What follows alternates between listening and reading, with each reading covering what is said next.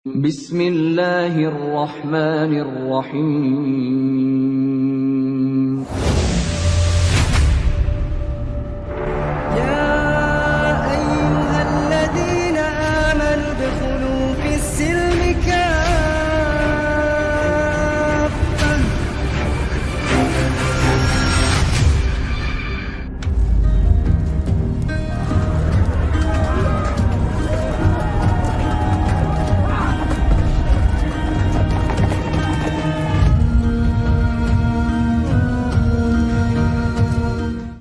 Tempat kudusnya Allah. Demikian juga di dalam bayi suci nanti kamu harus pelajari, karena kalian kan percaya kepada Taurat tapi tidak pernah membaca Taurat, percaya kepada Injil tidak pernah membaca Injil, percaya kepada Zabur tidak pernah membaca Ya, Zabur. karena itu untuk Bani Israel sih. Sehingga itu yang membuat kita salah paham atau adanya perbedaan paham terkait dengan itu. Jadi bagi kami dan apa yang kami baca di dalam kitab suci kami, bahwa tempat kudus itu bukan sembarangan orang yang datang di dalam tempat kudus. Bahkan imam yang besar saja, sebelum dia masuk di situ dia harus mengorbankan dulu seekor kambing, seekor domba untuk bisa menguduskan dirinya, baru dia bisa masuk di dalam ruang maha kudus itu, dan itu hanya sekali dalam 1 tahun.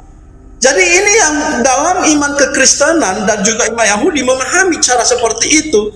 Nah, berbicara tentang tadi kehidupan daripada dosa di Daud ketika dia mengintip, itu adalah dosa Daud. Itu tidak ada hubungannya dengan kekudusan Allah. Itu adalah Daud justru tidak taat kepada Allah.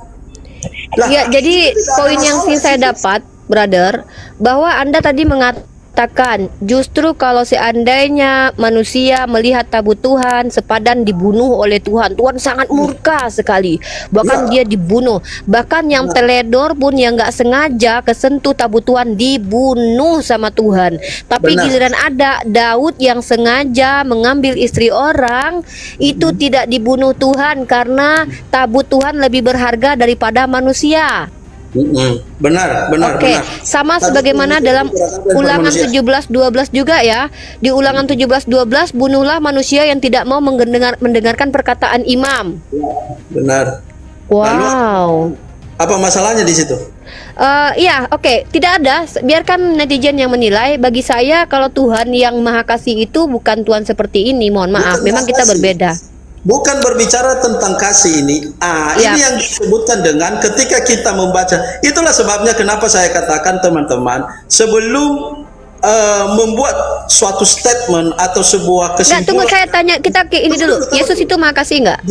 Gini loh, Nirva, kalau Anda tadi kan sudah saya berikan waktu yang ini, jelas kamu memberikan waktu kepada saya untuk menjelaskan iman saya. Boleh. Oke, jadi saya sih berharap teman-teman khususnya Islam yang juga belum paham terkait dengan iman daripada Kristen, maka dia harus baca secara penuh tentang Taurat itu.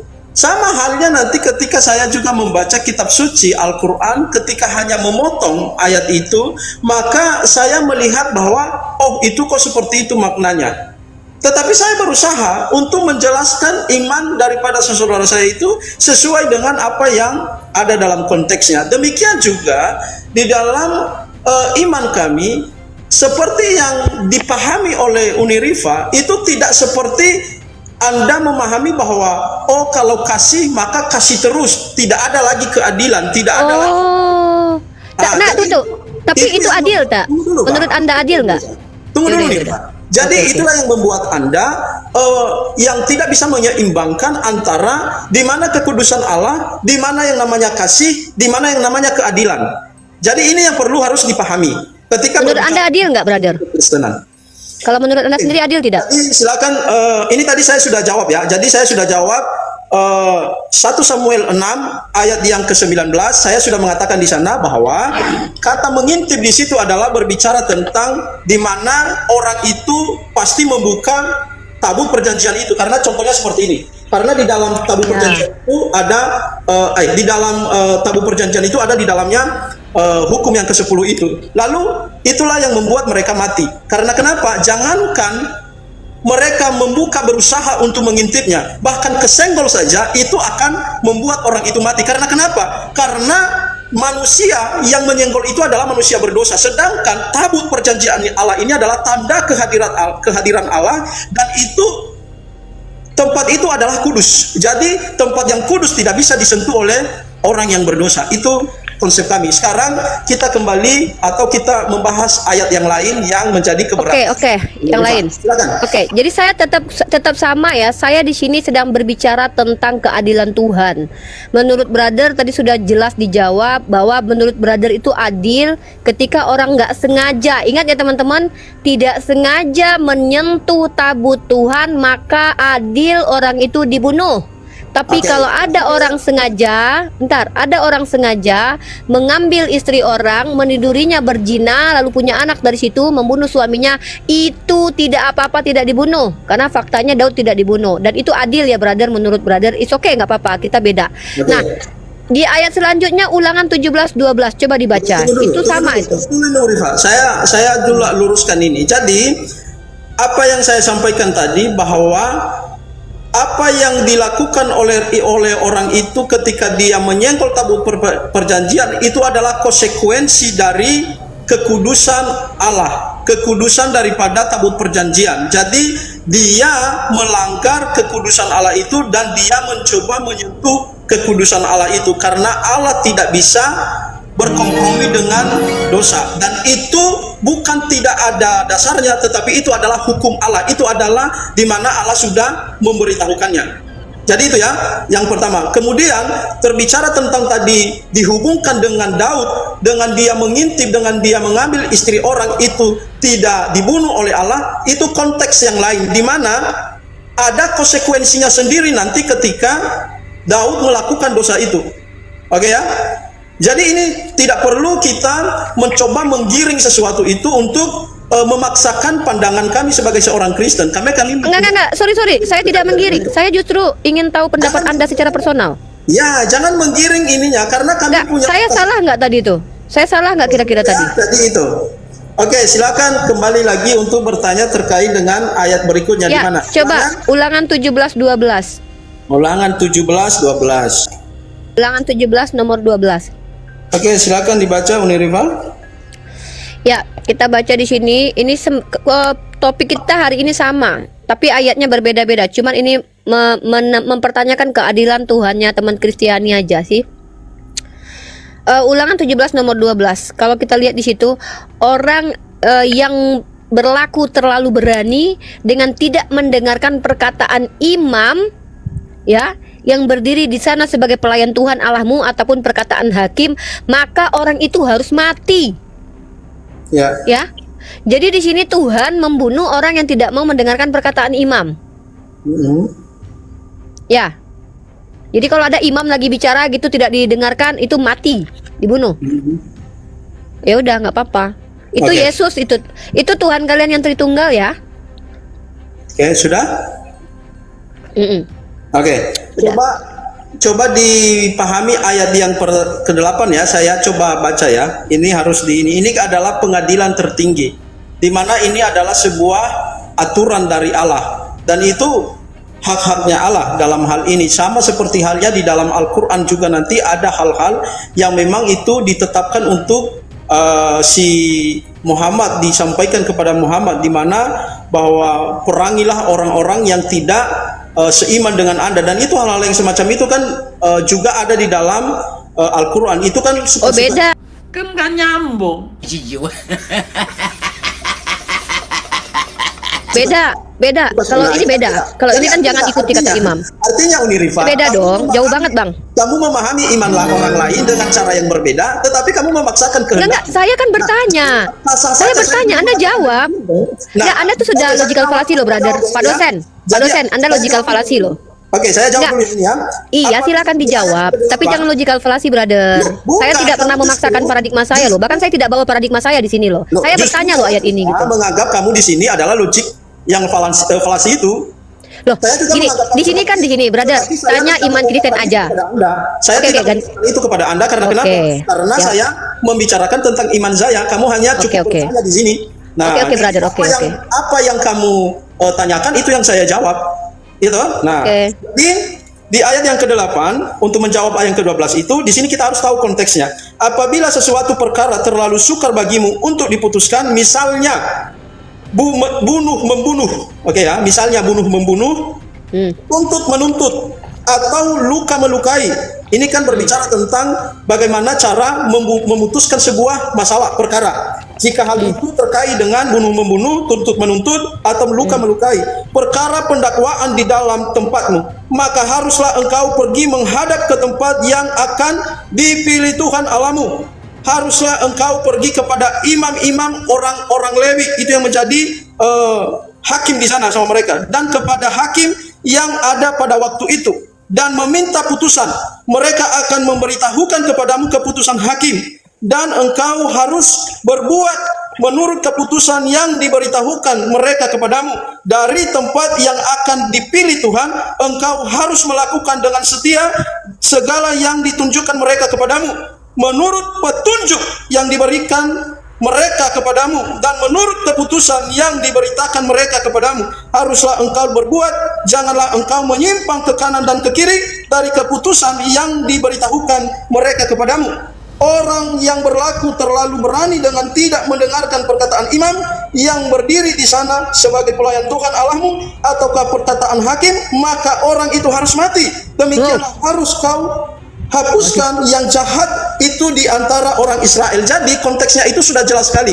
Jangankan hukum yang diberikan Allah ini kepada orang Israel, imam, hakim, bahkan di dalam pengadilan di Indonesia ini saja, kalau mereka memutuskan sebuah perkara, maka mereka berhak untuk melakukan apa saja. Artinya berdasarkan bukti-bukti yang ada. Demikian halnya dilakukan oleh orang-orang Israel itu dan orang-orang yang dipilih Tuhan, yaitu hakim, imam, untuk menyelesaikan masalah. Jika ada misalnya pembunuhan di antara mereka, melukai di antara mereka, atau tuntut menuntut di antara mereka. Jadi di ayat yang ke-12 itu adalah merupakan penegasan bahwa engkau tidak boleh melanggar atau tidak boleh tidak mengikuti apa yang dikatakan oleh imam itu atau hakim itu, karena itu adalah sudah keputusan Allah. Maka bagi siapa mereka yang melanggar atau yang tidak mau menuruti itu, maka Allah bertindak untuk mereka yang harus mati. Karena itulah caranya untuk menghapuskan dosa di antara orang Israel. Jadi bagi saya sah-sah saja dalam hal demikian. Ini adalah merupakan hukum, dan ini paralel dengan hukum yang ada di Indonesia, bahkan di negara-negara yang lain. Jadi nggak ada negara yang nggak dengerin kata imam dibunuh tuh, nggak ada lah, brother. Emang ada gitu negara yang kalau kita nggak dengerin kata imam tertinggi kita terus dibunuh? Itu namanya, coba ya, kalau presiden kita bilang saya mau begini terus kita nggak dengar terus kita dibunuh, oh udah di demo berjilid-jilid, brother. Itu namanya melanggar hak asasi manusia itu. Kalau ada imam bicara terus tidak diikuti lalu dibunuh, ini bahaya banget loh kalau diterapkan di Indonesia loh. Nanti misalnya kita punya presiden, dia ngomong apapun yang dia mau kita harus ikuti, wah dibunuh kita kalau nggak ikut, kan bahaya, brother. Nggak apa-apa sih. Jadi gini ya, yang tadi saya sudah dengarkan, nggak, izin saya sudah dengarkan 3 hal ya. Pertama, mengintip tabut Tuhan dibunuh, bahkan Tuhan murka, 70 orang dimatikan Tuhan. Kedua, tidak sengaja menyentuh tabut Tuhan dibunuh, dibantai Tuhan. Bahkan tegas Anda katakan manusia, bahkan tabut Tuhan lebih berharga ketimbang manusia. Kemudian tadi yang tidak mau mendengarkan perkataan imam langsung dibunuh, matikan. Jadi di sini tuh saya bingung, definisi kasihnya Yesus itu apa sih, brother? Tae. Tai kucing. Jiwa. Kasih hanya untuk orang-orang tertentu yang Yesus inginkan, atau kasih bagi orang-orang yang memang dia sukai dan dia pilih? Itu tidak adil sih kalau dalam pemikiran saya ya. Kecuali Tuhan, kan namanya Tuhan semesta alam ya. Tuhan semesta alam ini Tuhan yang harusnya kasihnya berimbang. Dia menyelamatkan semua orang, tapi dia lebih mementingkan tabutnya ketimbang manusia sendiri. Dia apa nggak tahu kalau manusia itu bisa juga teledor. Masa manusia nggak sengaja kesentuh tabut langsung dimatikan sama dia? Ini kan Tuhan yang bertentangan dengan Tuhan hukum kasih gitu loh. Nah makanya tadi pertama saya bertanya, apakah Tuhan yang dalam perjanjian lama ini adalah Yesus? Anda menjawab bahwa itu adalah juga di dalam diri Tuhan itu ada Yesus. Maka ini ada kaitannya dengan Yesus. Nah, ketika dia jadi manusia, dia bahkan mengampuni pembunuh manusia seperti Paulus yang membunuh Stefanus, tidak apa-apa.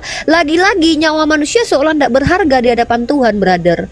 Ya, jadi saya hanya bertanya tentang definisi adilnya Tuhan Anda itu seperti apa sih? Kalau Tuhan saya adilnya begini, memberi hukum para penjahat, menyelamatkan orang benar, bukan membunuh orang benar demi penjahat, lalu membunuh orang yang teledor nggak sengaja demi menyelamatkan tabutnya, tapi membiarkan penjina seperti Daud yang ngambil bini orang, membunuh suaminya, tapi yang dibunuh bukan Daudnya, tetapi yang dibunuh anak hasil jinanya gitu loh. Seolah-olah perempuan-perempuan yang dinikahi oleh Daud itu tidak berharga bagi Tuhan. Kemudian anak yang dihasilkan hasil zina itu tidak ada, dia tidak tahu apa-apa gitu, tapi dibunuh sama Tuhan hanya karena kelakuan dari Daud. Daudnya yang menikmati persenggamaan gitu loh. Kok Daudnya dibiarkan hidup? Khawatir saya mungkin karena Tuhan akan punya nenek moyang Daud, ini calon nenek moyang Tuhan ya, jadi makanya Daud tidak dibunuh. Yehuda dengan Tamar, Anda tahu tidak? Yehuda dengan Tamar itu berzina loh. Itu masih full menantu loh, bukan bercerai loh. Seperti Zainab itu bercerai, anak angkat loh bercerai. Tapi Yehuda dengan Tamar itu berzina masih jadi menantu. Karena dia mati, si Er itu lakinya. Habis itu diberikan kepada Onan. Yehuda dengan Tamar itu berzina. Yehudanya dibunuh Tuhan atau enggak? Tapi di imamat kita tahu yang berzina itulah yang harus mati gitu loh. Maka saya bingung, tidak ada konsistensi hukum bagi Tuhan Anda. Dia perintahkan yang berzina harus mati, tapi dia biarkan Daud hidup, dia biarkan Yehuda hidup. Bahkan Ibrahim yang punya gundik, tahu kan gundik itu kan berzina, brother, bukan suami istri kan. Abraham itu punya gundik di kitab Anda, tapi tidak dibunuh Tuhan loh. Dan lagi-lagi perzinahan seolah-olah lebih mulia perzinahan ketimbang menyentuh tabut Tuhan gitu loh. Tapi ketika ada orang menyentuh tabut Tuhan, dibunuh dengan semurka-murkanya Tuhan. Seolah kayak, Anda tahu tidak, ini kalau saya dipegang barang saya ya, saya ngamuk banget itu loh.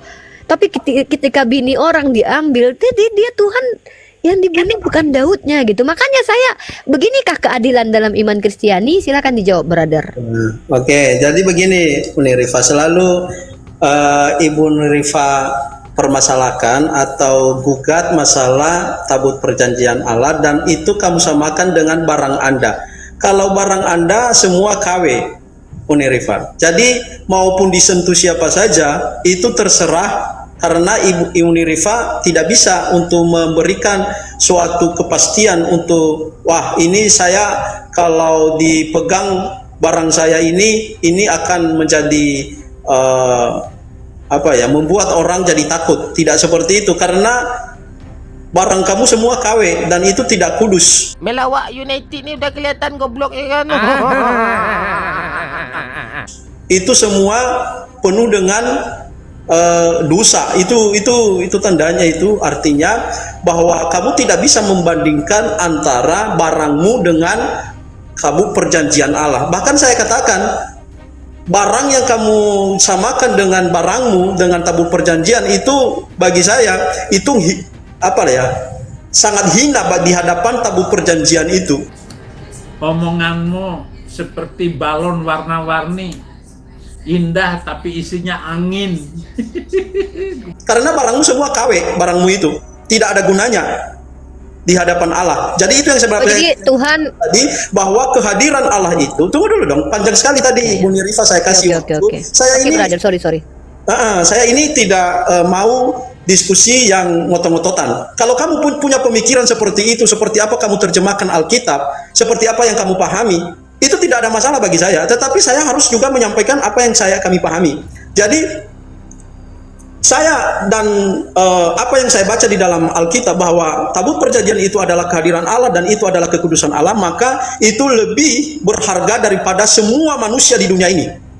Saya mau katakan itu, bahkan saya aja itu lebih berharga tabut perjanjian itu daripada hidup saya ini. Karena kamu tidak paham apa itu perjanjian atau tabut perjanjian itu. Itu adalah tabut perjanjian yang maha kudus. yang tidak bisa disentuh oleh siapa saja, bahkan Daud saja itu tidak berani, itu tidak boleh sembarangan. Ketika pun diangkat tabut perjanjian itu, ketika dicuri oleh orang Filistin, itu ada acara, ada sebuah pengorbanan yang mereka harus lakukan. Itu tidak main-main terkait dengan tabut perjanjian itu, dan itu adalah tanda kehadiran Allah, di mana Allah ada di situ. Jadi jangan samakan tabut perjanjian itu dengan barang-barang harammu, dengan barang-barang menjijikanmu, dengan barang-barang yang kawemu. Tidak bisa seperti itu. Itu yang kami pahami. Nah, kemudian terkait dengan nanti keberatan kamu mengatakan bahwa kenapa ketika Daud berbuat dosa, kenapa nggak dibunuh oleh Allah? Iya toh, itu kan urusannya Allah sebenarnya. Tetapi saya mau katakan bahwa tidak bisa disandingkan dengan perbuatan orang yang menyenggol tabut perjanjian itu atau yang mengintip tabut perjanjian itu. Karena meskipun nanti juga kamu merasa benar terkait dengan pendapatmu, tetapi kita akan melihat nanti apa konsekuensi daripada perbuatan dosa daripada si Daud ini. Karena kenapa? Karena anak yang dia yang dia hasilkan dari perzinahan itu adalah anak yang dia sayangi. Maka itulah yang Allah ambil. Jadi cukup bagi dia sebenarnya kalau kamu melihat nanti bagaimana dia merasa kecewa, merasa sedih, dan sampai dia berpuasa 10 hari karena meninggalnya anaknya itu. Dan kita nanti lihat bagaimana dia juga menyesal di hadapan Allah ketika dia sudah melakukan perbuatan itu. Jadi jangan berpikir bahwa apa yang dilakukan oleh Daud itu kami anggap sebagai sesuatu yang benar. Tidak, itu adalah dosa dosa Daud yang paling tidak dibenarkan di hadapan Allah. Itu. Jadi terserah mau menafsirkan apa saja, tetapi apa yang saya katakan tadi, janganlah disandingkan tindakan pelanggaran terhadap perjanjian atau tabut perjanjian itu dengan yang dilakukan oleh Daud itu. Jadi saya sih berharap dibaca dulu konteksnya, seperti tadi kita belajar terkait dengan yang di Samuel tadi ya. Saya nggak tahu tadi di mana yang kamu ini. Jadi dibaca lagi. Samuel pasal 6 ayat 6, brother. Di situ Uza itu adalah ya, 2 Samuel itu silakan Uza, nanti dibaca lagi tentang itu pengadilan. Lah, bukan. 2 Samuel pasal 6 ayat 6 itu adalah tentang cerita Uza. Uza itu adalah hamba Tuhan yang baik. Dia nggak sengaja. Dia tergelincir, dia nggak sengaja, Sudah selesai. Tunggu dulu Bu. Sudah selesai 2 topik ya. Berarti kita sudah selesaikan tadi untuk tabut perjanjian sama imam tadi ya. Sama-sama. Ya, yang pertama tadi kan tentang tabut. Sekarang apa yang lagi? di Yesaya 14:21. Yesaya 14:21. Yesaya 14:21. Tapi semua jawaban Anda ini kesimpulannya Tuhan Anda adil menurut Anda ya. Terserah kamu mau menerjemahkan apa, tetapi enggak menurut Anda adil ya itu ya. Adil. Adil. Oke. Semuanya adil ya. Yaudah, nggak apa-apa.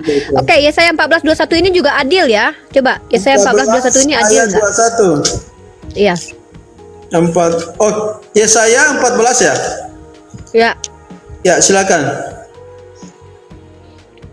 Dirikanlah bagi anak-anaknya tempat pembantaian oleh karena kesalahan nenek moyang mereka, supaya mereka jangan bangun dan menduduki bumi dan memenuhi dunia dengan kota-kota. Ya. Kalau di ayat T-nya, siapkanlah tempat pembantaian untuk anak-anaknya. Jadi anak-anak kecil dibantai oleh Tuhan karena dosa nenek moyang, dan itu adil ya. Adil. Duh, gimana ya cara jelasinnya? Duh, gimana nih ya? Adil. Oke. Anak Anda dibunuh yang belum berdosa itu karena kedosa Anda, itu adil ya? Adil. Kalau adil, Allah. Oke, saya kasih penjelasannya ya. Ini kalau nanti baca konteks ini adalah berbicara tentang Raja Babel. Oke ya.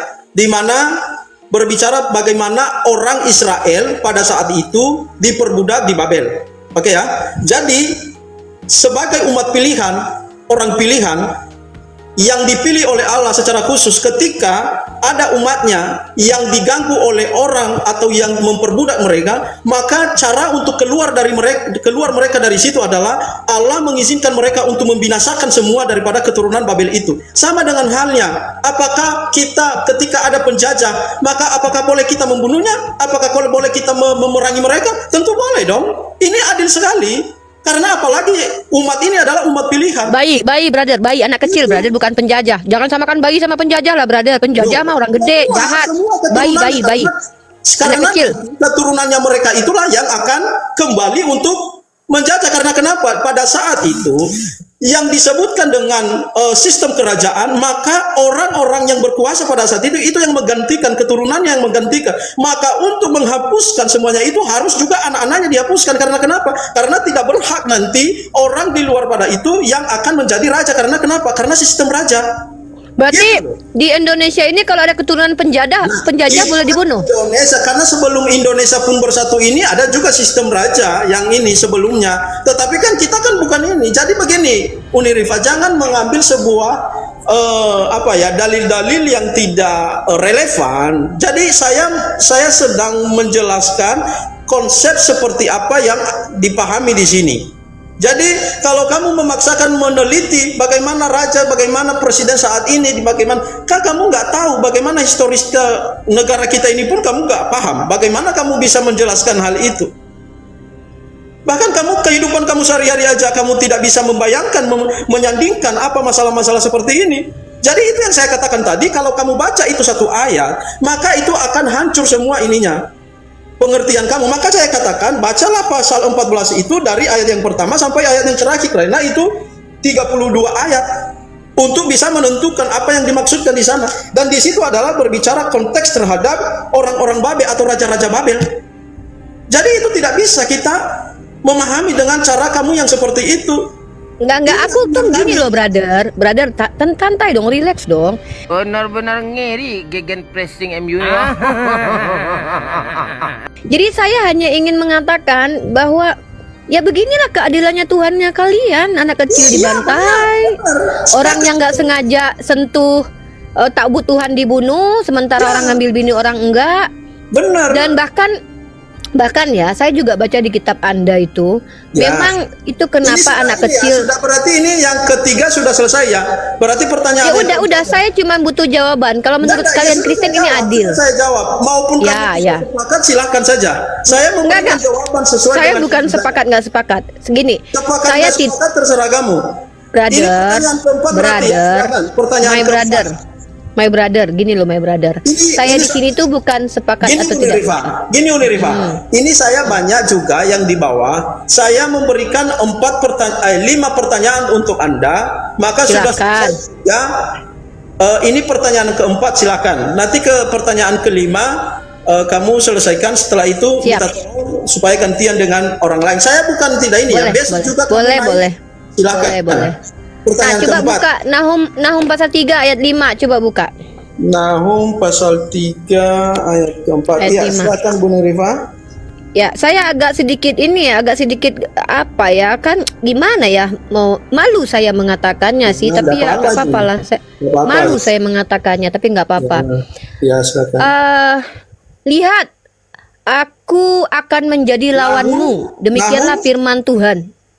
Nahum pasal 3 ayat 5. Ayat 5. Ya. Malu saya mengatakannya, tapi nggak apa-apa lah. Lihat, aku akan menjadi lawanmu. Demikianlah firman Tuhan semesta alam. Aku akan mengangkat ujung kainmu sampai ke mukamu, dan akan memperlihatkan auratmu kepada bangsa-bangsa, dan kemaluanmu pada kerajaan-kerajaan. Maaf. Ini kok Tuhan buka celana dalam diliatin ke orang-orang, maksudnya gimana ini, brother? Aduh, hati tersiksa tapi mulut ketawa juga kan. Oke, sudah? Ketawa dia, lucu ya. Lucu. Iya. Lucu emang. Oke, sudah? Iya. Oke, saya jawab ya. Jadi gini Uni Rifa. Iya. Mulai dari pasal 3 itu, dari ayat pertama sampai ayat yang ke-19 itu berbicara tentang konteks terkait dengan hukuman atas Niniwe. Oke ya. Jadi ini buka celana dalamnya. Tunggu dulu dong. Sekarang belum. Saya nanti akan. Iya. Oke, saya mute. Oke, gitu dong. Oke, ini adalah berbicara tentang kota Niniwe. Nah, kota Niniwe ini nanti adalah kota yang dimana Yunus disuruh oleh Tuhan untuk memberitakan kabar itu kepada mereka. Jadi, yang di sini adalah merupakan peringatan bagi orang Niniwe, di mana orang Niniwe ini adalah orang-orang yang kejam, yang tidak mengenal Tuhan, yang tidak bisa membedakan tangan kanan dan tangan kiri. Oke ya, itulah sebabnya kenapa mereka ini diberikan pesan oleh Tuhan atau diberikan peringatan oleh Tuhan, dan nanti itu diutusnya si Yunus untuk datang memberitakan kabar ini kepada mereka. Jadi inilah hukuman bagi mereka kalau mereka tidak bertobat. Oke ya, jadi kalau kita lihat sejarahnya, Niniwe itu ketika mereka menghajar orang-orang orang-orang Israel yang di utara, itu kalau mereka membunuh orang mengkuliti. Nah, sampai seperti itu. Nah, itulah sebabnya Allah itu memperingatkan mereka melalui nanti Yunus. Tetapi nanti coba lihat di situ, Yunus kan tidak datang ke sana ya. Atas dasar apa? Karena atas dasar sakit hatinya kepada orang-orang yang Niniwe itu, sampai seperti itu. Jadi pada akhirnya hukuman yang sudah dikatakan ini, atau artinya peringatan ini tidak sampai mereka seperti itu karena mereka bertobat. Kenapa orang-orang Niniwe diberikan kesempatan oleh Allah? Karena mereka adalah orang-orang yang tidak mengenal tangan kanan dan tangan kiri. Artinya tidak mengenal kebenaran, mana yang baik dan mana yang buruk. Dan itulah cara Allah untuk membuat mereka bertobat. Sampai nanti kalau lihat di kitab Yunus, di situ nanti Yunus, coba nanti dibuka ya.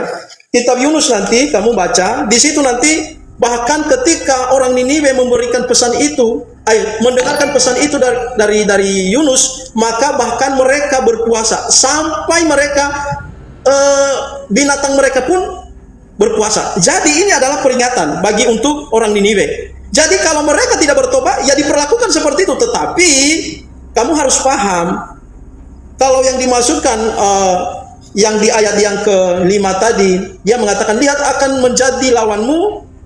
Demikianlah firman Tuhan semesta alam, aku akan mengangkat ujung kainmu sampai ke mukamu, dan aku akan memperlihatkan auratmu kepada bangsa-bangsa, dan kemaluanmu kepada kerajaan-kerajaan. Jadi bukan berarti Allah langsung memberikan tangannya untuk melakukan seperti itu seandainya itu tidak mereka bertobat. Seandainya, kan ini kan sebuah peringatan aja kepada mereka.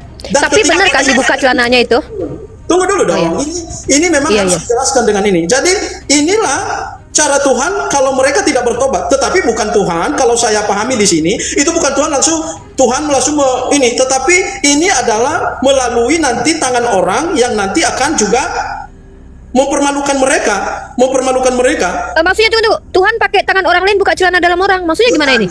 Tapi kan ini kan nggak terjadi. Tapi bukan seperti itu cara main, bukan seperti itu cara untuk memahami ayat itu. Tapi nggak seperti literal seperti yang Anda pahami. Itu kan hanya untuk saudara memahaminya itu secara literal, supaya sikap Tuhan itu seperti itu. Kalau itu nanti kejadiannya, maka kamu akan kesusahan dalam ayat-ayat kitab sucimu. Jadi tidak perlu sebenarnya dipahami seperti yang Anda pahami, karena itu pun juga hanya berupa peringatan kok. Itu hanya berupa peringatan kepada mereka, dan itu tidak sampai terjadi karena orang Niniwe pada kenyataannya mereka bertobat. Dan nanti coba baca di dalam kitab Yunus itu sudah di pasal 1 sampai pasal 4 sampai mereka bertobat, kan begitu. Itu peringatan. Jadi ya sudah, tidak masalah hal seperti itu. Tapi ketika kamu mau memahami dengan yang lain, ya silakan. Saya tidak ada masalah dengan Anda. Oke, pertanyaan yang kelima, silakan. Terakhir ya. Ya. Nah, ini tadi saya tentang keadilan Tuhan ya, teman-teman. Saya saya tidak mau menyimpulkan, tapi saya mau mendapatkan konklusi aja. Tadi saudara kita sudah menjelaskan bahwa memang Tuhan mereka itu menurut mereka adilnya begitu. Kalau Yehuda berzina, Daud berzina tidak dibunuh. Tapi ya, jangan diulang seperti itu. Jangan diulang seperti itu. Tapi kan betul kan? Tapi kan memang Daud sama Yehuda nggak dibunuh. Penjelasan saya enggak seperti itu. Yaudah, gimana? Penjelasannya gimana? Coba. Saya mute lagi. Saya mute. Ayo silakan kamu ini. Silakan kamu ini pertanyaan yang ke ini. Ya, jadi saya lanjut ya. Jadi kalau Daud berzina, ya, jadi kalau Daud berzina itu nggak dibunuh. Rifa, debat lagi Rifa sama saya Rifa. Iya, kita bahas tentang agama lendir ya, kiamat ya. Betul, sama saya ya. Iya, tenang, sabar dulu dong. Jangan Jadi kapur ya kamu ya.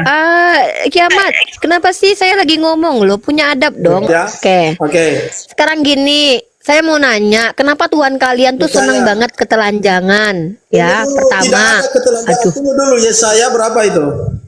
Yesaya 20 nomor 2. Tuhan kalian suka telanjang, suka ketelanjangan. Ketelanjangan di sana belum tentu itu berbicara tentang ketelanjangan seperti yang kamu pahami. Ya, bacalah dulu, bacalah. Yesaya 22 itu, bacalah.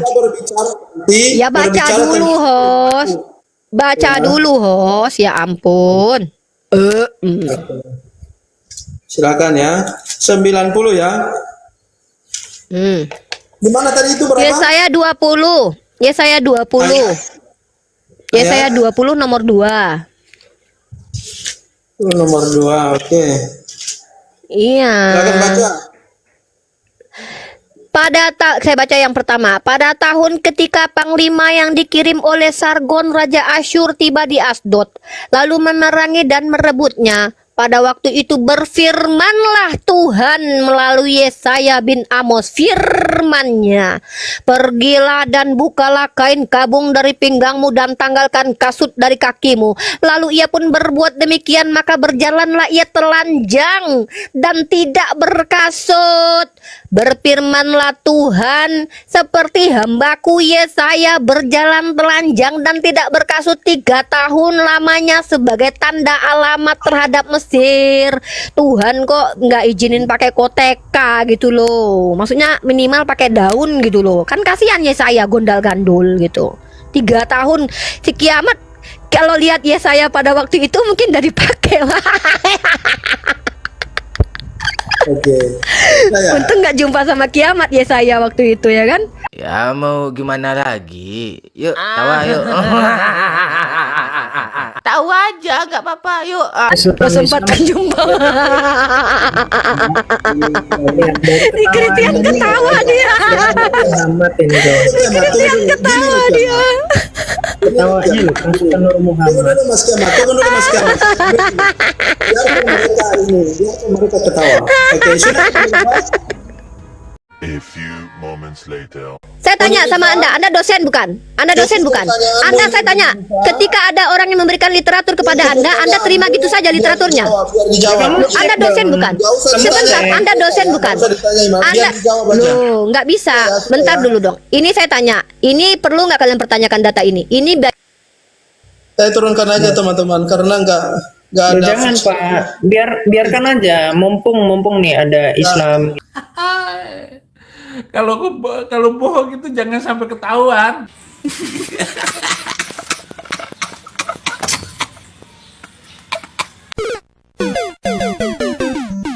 Timbang susah payah, menang apa lagi?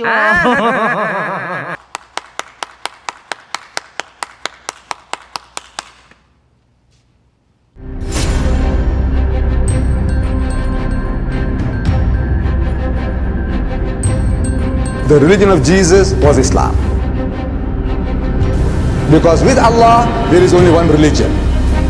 He says, Inna ad-dina inda Allah al-Islam.